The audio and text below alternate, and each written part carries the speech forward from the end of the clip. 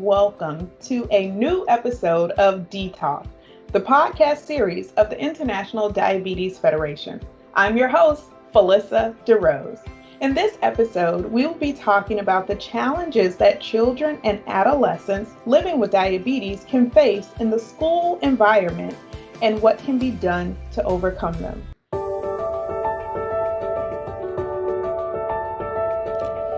I'm delighted to welcome our guest today, Andrea Rodriguez Novella from Mexico and Ines Jokopanik from Croatia. Both are living with type 1 diabetes and are members of the IDF Young Leaders in Diabetes program, an initiative that empowers young people with diabetes to become efficient advocates for themselves and other people affected by diabetes in their community. Andrea and Ines, thank you so much for joining us today. How are you doing? Yes. Hello, everyone. I'm pretty fine. Thank you. And thank you for the invitation. Um, it's a blast to be here with you and to talk a little bit about me and my experience, of course, in school as a person living with type 1 diabetes. Okay, thank you. Ines? Hi to all. Yeah, it's amazing to be here, especially after the webinar that we hold, and it's an honor to be here, and especially with my friend Andrea from Mexico. Okay. So to kick off our discussion, can you tell us how long you've been living with diabetes? Yes. Well, in my case, I've been living with type 1 diabetes for 10 years now. I was diagnosed in April 11 of 2011. Okay. 10 years for me too, so welcome to the 10-year club. And what, Thank you. Ines? I'm what is funny, I was also diagnosed on April, it was 12th April, but 2005. So I'm living with type 1 diabetes over 16 years. But yeah, Andrea and I got it at the same time. Yeah. We were little, yeah, around 12 birthdays. So yeah. Okay. And can you share with us how diabetes has impacted your lives? Yeah. Well, in my case, it was kind of a huge thing. I think at the beginning, of course, I didn't expect it. I was diagnosed with type 1 diabetes, as everyone, um, well, like most people experience. And I was also very ashamed of it at school. Um, my teachers at school knew that I have diabetes, but I never told my friends or close people that I have diabetes, like for myself, because I felt ashamed of it. And at that time, I didn't knew that it will impact me so much. Um, but 5 years later, when I met my diabetes association, everything changed. Like I went for the first time to a diabetes camp, and I met other people with diabetes like me.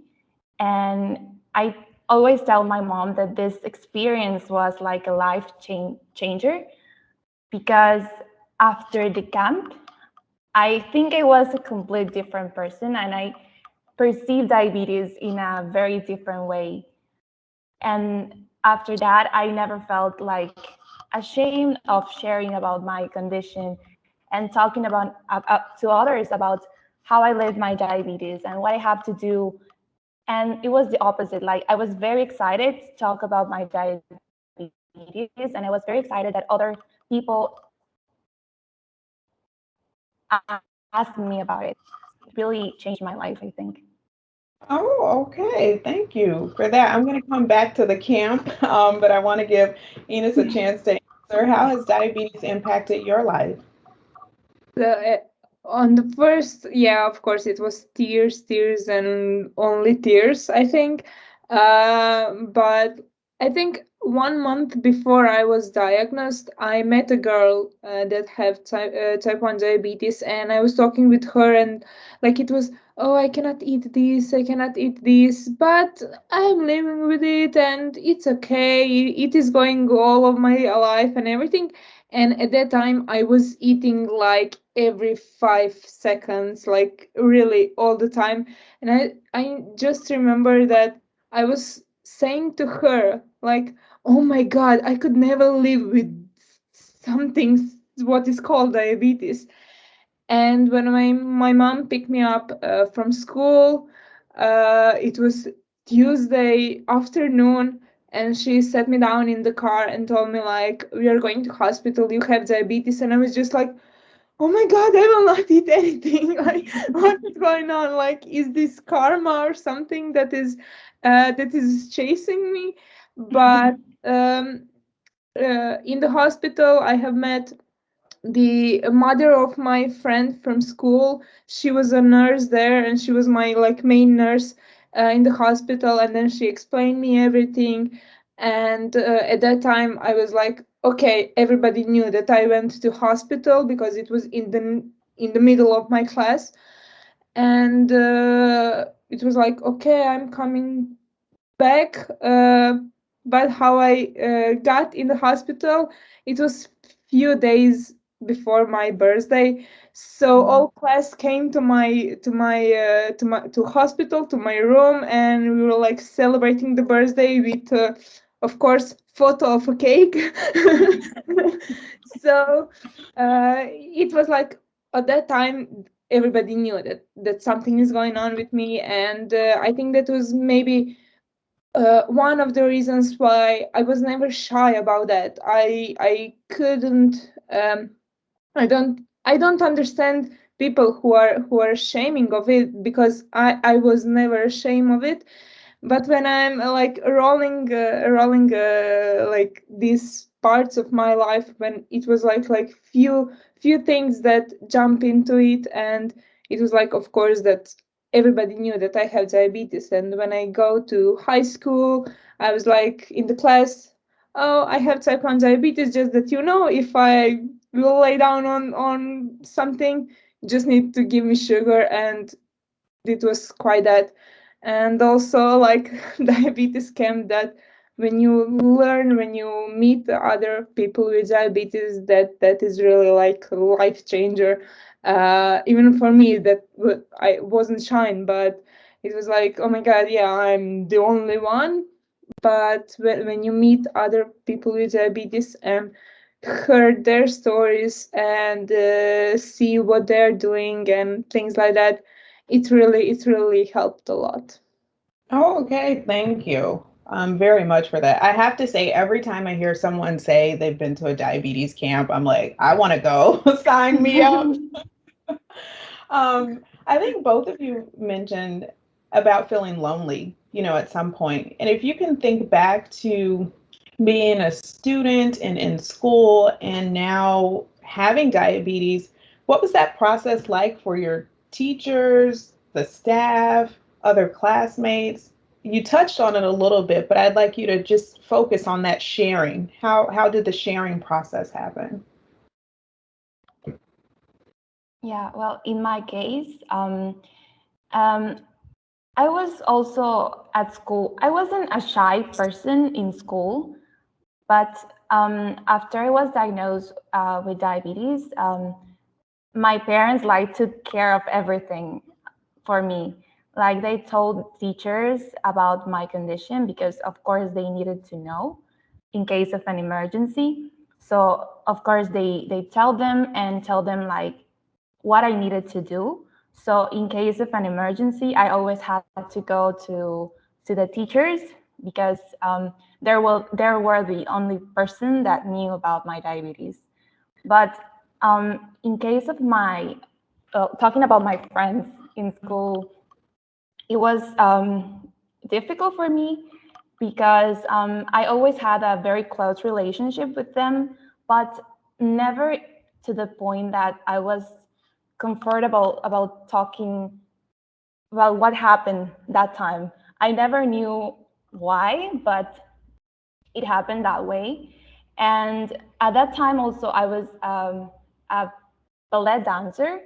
I was training because I had a lot of competitions, and I was very focused on that. So maybe that thing also helped me to not to pay attention a lot to diabetes. Like I was almost ignoring that I had diabetes. I just, of course, took my insulin. I had to take my eat well, of course, but Mhm. never take it to the point that it was like serious for me. And maybe that also I was afraid of being rejected, because what I saw and what I Mhm. heard about diabetes, especially talking about type 2 diabetes, a lot of people had misconceptions about the condition. And I was afraid that they reject me or get me out of their circle. Okay. And that's why I never told them properly. Um, so yes, it was difficult, but at some point I felt like a little bit comfortable to tell just some friends, because I knew, because if we go to a party, or if I wanted to go to a sleepover, of course they needed to know that I was going to take some insulin shots, or I needed to eat something different. But yes, I never liked like being treated different. So that's Okay. why I never tell them. Okay. And when they did find out, when you reached that point of feeling comfortable, were they supportive? Yes, they were. And that's when I realized, like, oh, there's nothing to be afraid of. I was just making things in my mind that, of course, it wasn't the reality. I had to experience first to knew that it wasn't that bad. Okay. Okay. And then you, Enos, if you could start off by talking about your sharing at school and who knew, teachers, staff, your peers. Yeah, I so all of my classmates in school, they knew about diabetes, and my teachers, everybody knew, because we had a like a school book where you have like your name with all grades. I don't know what is the name of that in English. And I was sometimes like, oh, why only me? I have like they had on my page, they had like a paper and a paper clip, which was saying like she have diabetes type 1. In a case of emergency, you need to do this and this. And I was Okay. like, okay, then if there is some kind of a random asking from teachers, they were like always open me, because it was like a paper clip there, so you cannot miss me. And I just like, no, I don't want to have a diabetes. So like every time they are asking me. But in that time I was like talking with my teacher, and like told her like, oh my god, in the last 2 months, always I was the first one in a row to asking some questions in front of all class, only because of that paper.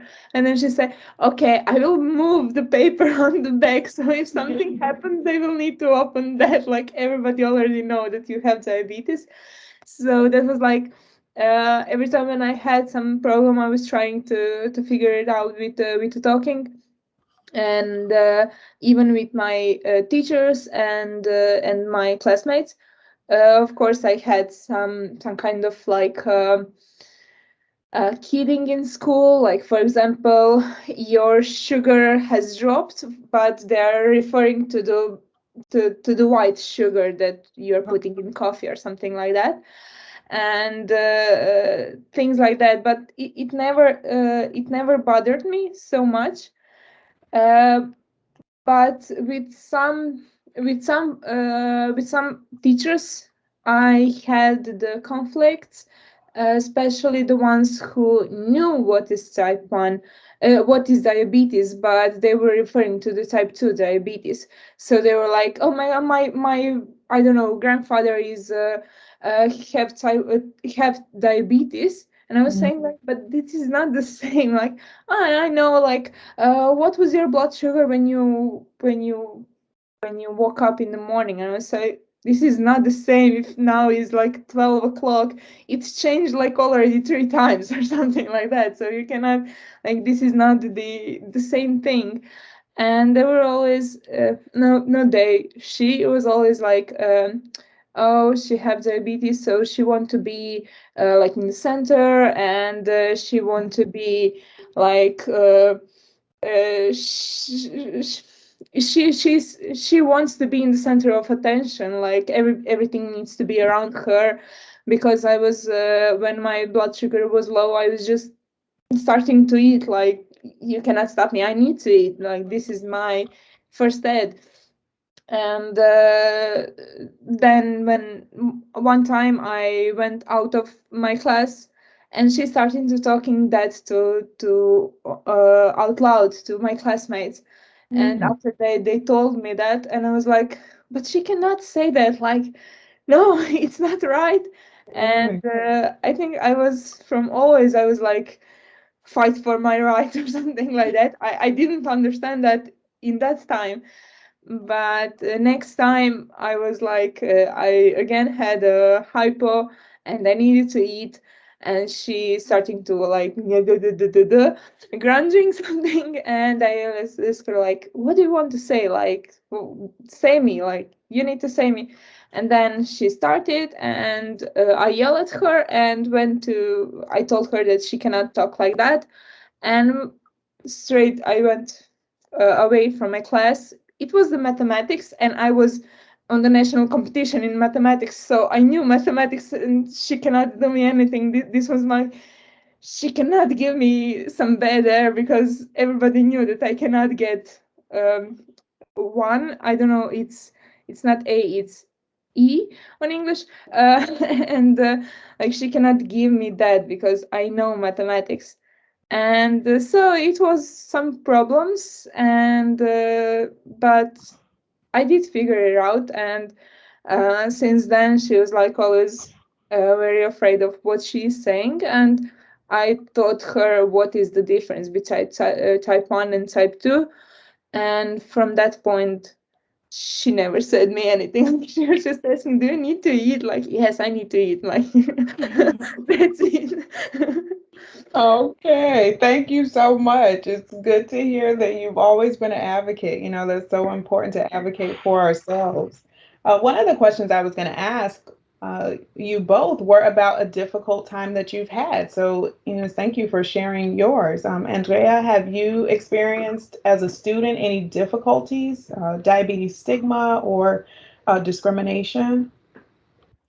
Yeah, well, I don't think I experienced the stigma like that, but I felt like I didn't like I said before, being treated differently because I had diabetes. Maybe it's kind of a stigma. I'm not sure, but it was like for my sake. Like when we had special events in school, like Kids Day or I don't know, Christmas or things like that, Halloween, for example. Um, School prepare like special lunch for kids, and of course, it was kind of food that I wasn't. It's not that it was prohibited for me, but at that time, because I was started my treatment, I couldn't eat it, like, because I didn't know how to count the carbohydrates of that food. So it was difficult because um, I remember my mom like bringing my food to those events, and me being the only child like eating a different kind of food. And I remember kids asking me like, why you don't eat this, and why you only drink sugar-free beverages. And I was like, oh, because I have to take care of my diet, because I'm a ballet dancer. And I was also saying those things, like lying to them.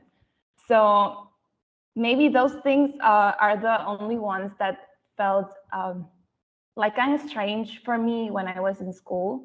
But in case talking about my friends, like treating me as special or saying something mean to me because they have diabetes, maybe because they didn't knew about I have diabetes like properly, they never ask anything or tell me something specific, fortunately. But I really know that other people experience this stigma, and that is a really huge thing, and that must be changed, of course. Okay, thank you. Hearing you talk made me think about healthy options for kids in school. So, if you think about your school experience, like, did they provide healthy options for you in the school cafeteria? No, never. And I always had to take my lunch, my healthy lunch, because in school you can only buy like junk food like fries and pizza and Coca-Cola, like soda, And of course, it's not that we cannot eat it, but of course, as being children, as kids, we of course we need to take more attention to this kind of food because we don't know. We are children. We're young people, and we don't know how all of this affects our health. And as people with diabetes is pretty much hard. Um, and we, of course, I think schools need to give children the options for a healthier lunch and healthier food, especially if they live with diabetes. Okay. Thank you for sharing. I'm always fascinated when I see school lunches from different countries. So, thanks for sharing what you had in Mexico and Croatia. Can you tell us about your food options in school? Were there healthy options for you as a kid with type 1? Um, Not so much. I mean, we didn't have this kind of pizzas and French fries and things like that. It wasn't. If it was on the menu, it was once in 2 months or something like that. So we had a cafeteria that is cooking lunch for all kids in the school who wanted to take a lunch there. But as I was in a school from, I don't know, 8 to 1 o'clock, I didn't take a lunch to my school, but I was eating at home. So it was like I wasn't in school all day, so I couldn't find it. But I was taking lunch, some kind of snacks in school and things like that, because for that we only had like white bread. Um, and we don't have Coca-Cola and sodas and things like that, because it is prohibited in Croatia to have vending machines in elementary school. But the high school was something way out, and there is no regulation for the high schools, and this is for children 14 years old and above, so they are like still kids. And in that case, so I was already a little grow up, and I was taking my lunch from home, or I was buying in the store next.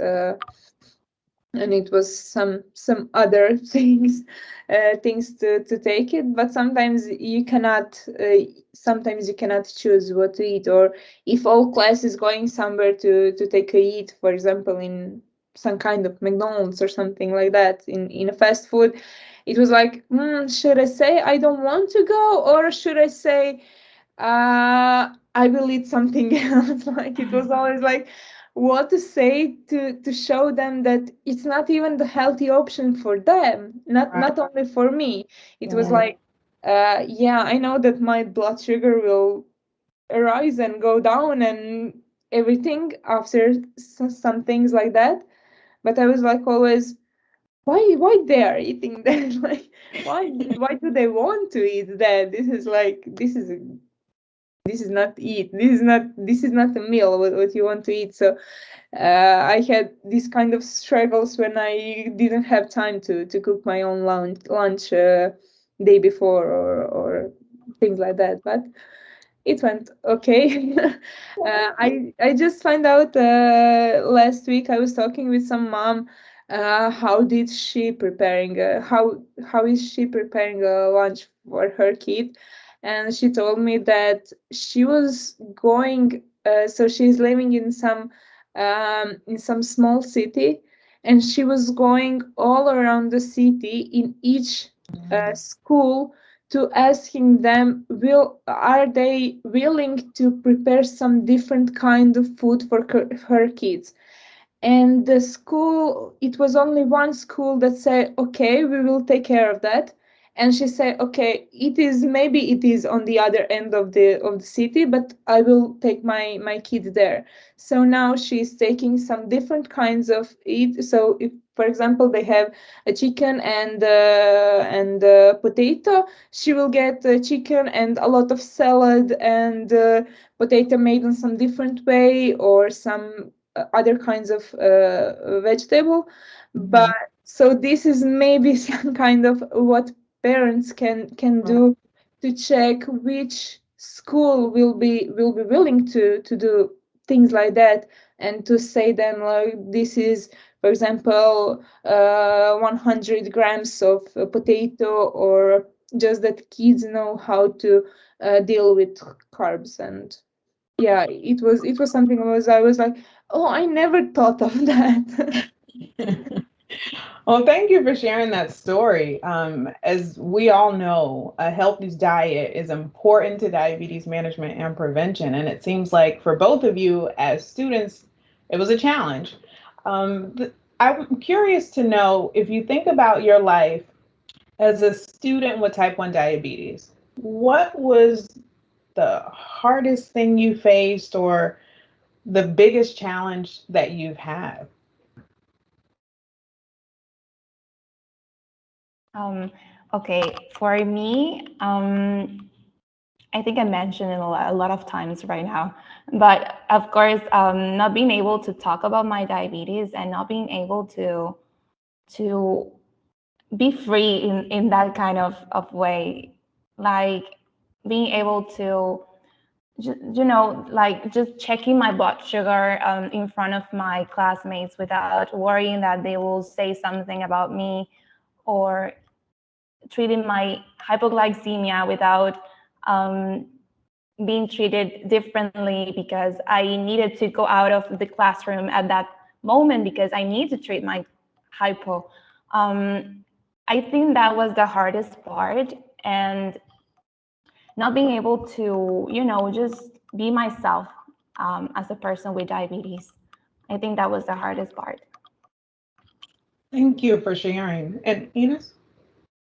For me, I think it was the hardest to find a way of, um, for example, you have a hypo and your test is coming up, and like you cannot write, like you cannot think about anything except like you need to eat now, and you have like only 30 minutes to fill out the test. So you didn't have extension for something like that. And if you had some kind of extension, or if they say like, okay, you can take your text test next time, then other kids will be like, I don't know, uh, jealous of you, like, oh, we all did a test already, but you didn't. Like, okay, you can always take on of diabetes, so you can always say like, oh, I don't want you to take a test now, I'm like, I don't know, in hyper and things like that. And it was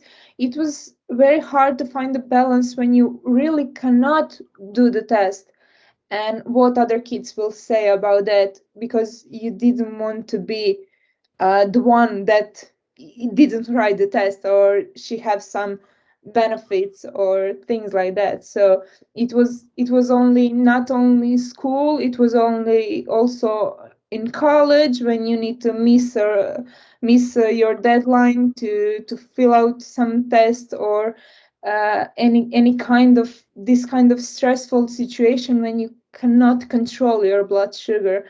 So I think this was the most challenging thing for me in the last 15 years that I'm living with diabetes. Okay, thank you for sharing those challenges. Both of them are big challenges to deal with as a student. If you think about your home countries, we have Mexico, we have Croatia, and thinking about the school system, how supportive would you say the school systems are right now for people with type 1 diabetes, students? Okay, in case of Mexico, I don't think they are very supportive about people with diabetes and diabetes in general. But in 2019, like 2 years ago, um, I noticed that our Ministry of Health started to take action a little bit, but it's something like we need to start with something, and they established a new labeling in foods and beverages where they warn people about how many soda and how many sugar, if it's a product that has excess of fats or saturated fats, they warn people about those products. And when, in case of children, if school cantinas still sell like this kind of products in school, I think this way maybe children can see like, oh, I want to about these cookies, but they have like excess of sugar. I don't know. So maybe they have the decision like if they bought it or not. But still, we face that schools still are still selling those products in school. Even if they have like this new labeling, they don't care at all, and they still give them to them. You know, Okay.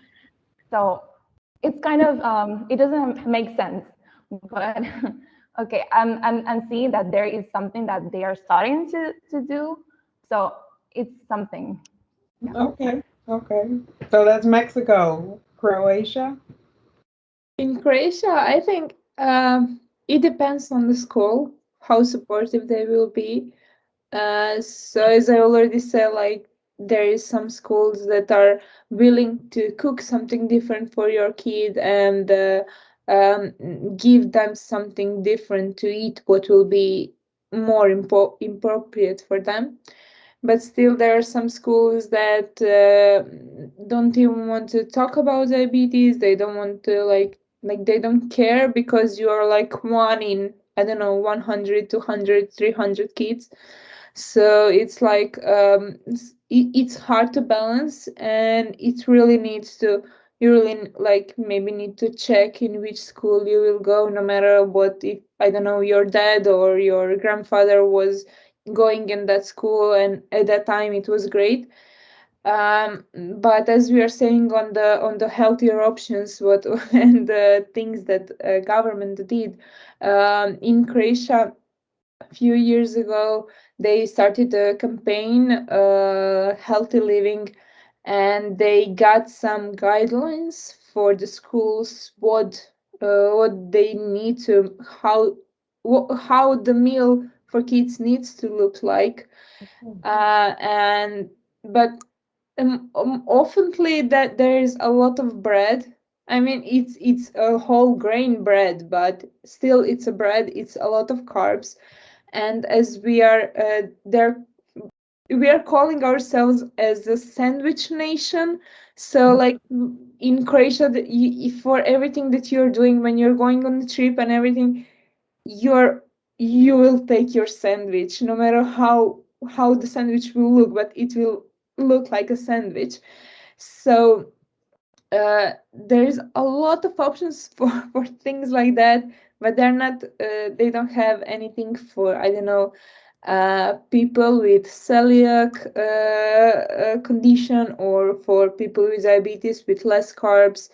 So it's bouncing and still some school didn't take these guidelines as, oh, we need to do that like from now on. So, and they're like, oh, we will just go on our own, it's going good, we are like, we know what we are doing. And but yeah, it depends, really depends on the school, not only if you are in the city or you are outside of the city. It can be like totally different. Sometimes it will be better in a school that is outside of the city than what is some of the school in the like center city like Zagreb. So it really depends on school leaders. Okay. Okay. Yeah. Yeah. I just want to say I have thoroughly enjoyed this conversation and everything that you all are saying. And I just was taking notes on things that I feel are important as a student with type 1 diabetes and also a parent. So far you've mentioned check the schools, right? See if they are willing to make those accommodations, especially when it comes to lunches.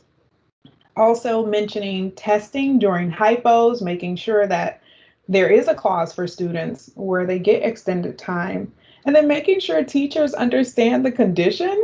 Uh, so, with that short list, can you name one thing that you would add to it for students or parents? It's important for them to have in mind.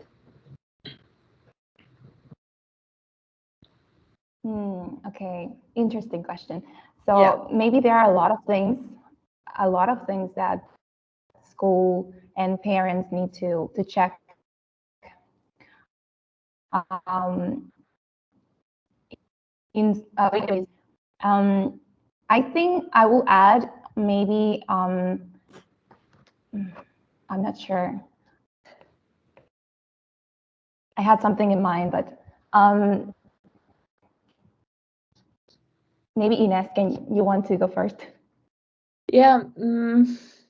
I'm just thinking that I think the one thing that I'm always saying to kids that I met, it's like, you can do it. Like, yeah, it will be a lot of ups and downs, and it will be a lot of disturbings and a lot of like things when you will say, oh, peep, that's diabetes and things like that. But it's very important to stand back and fight diabetes back and take a good care of it.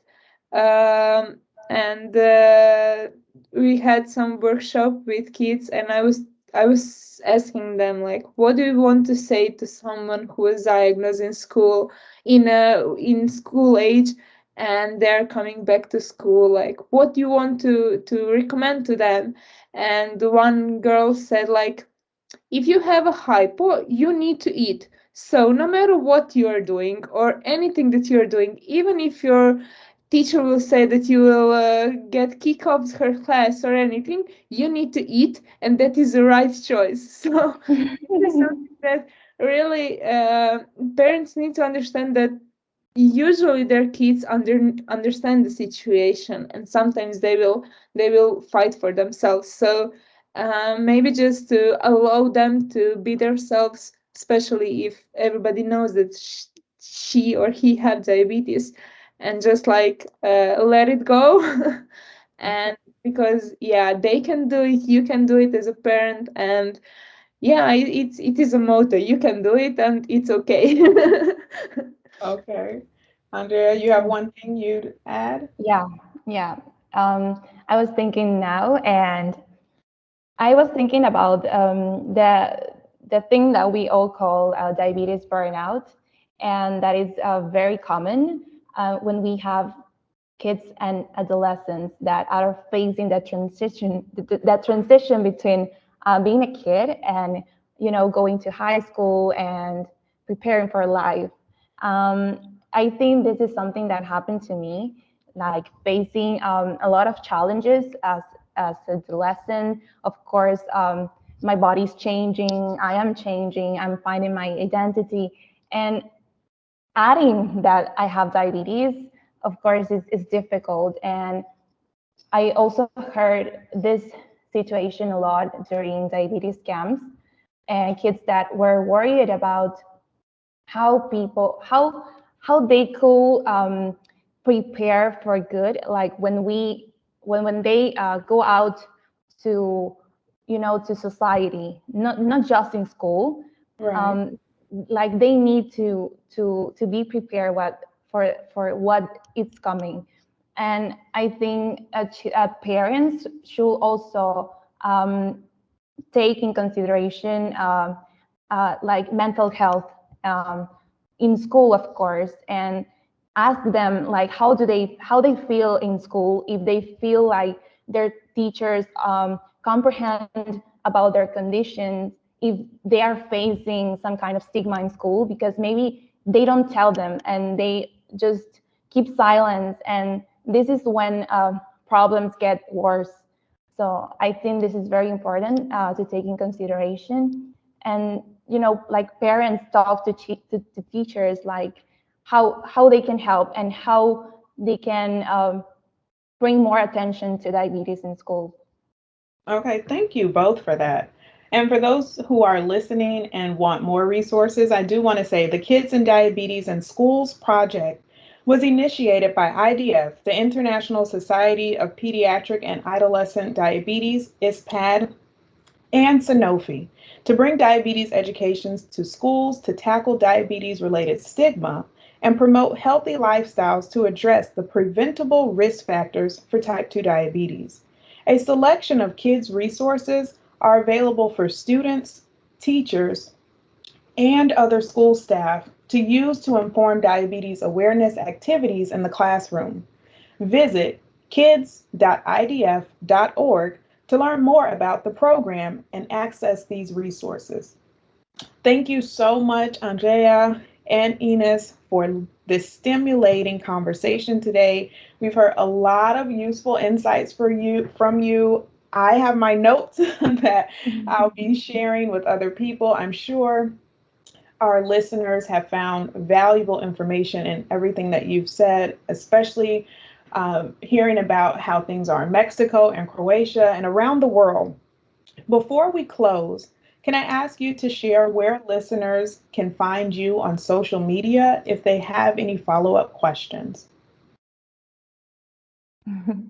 Yeah, well, in my case, Andrea, you can find me on Instagram, like Andy in Blue.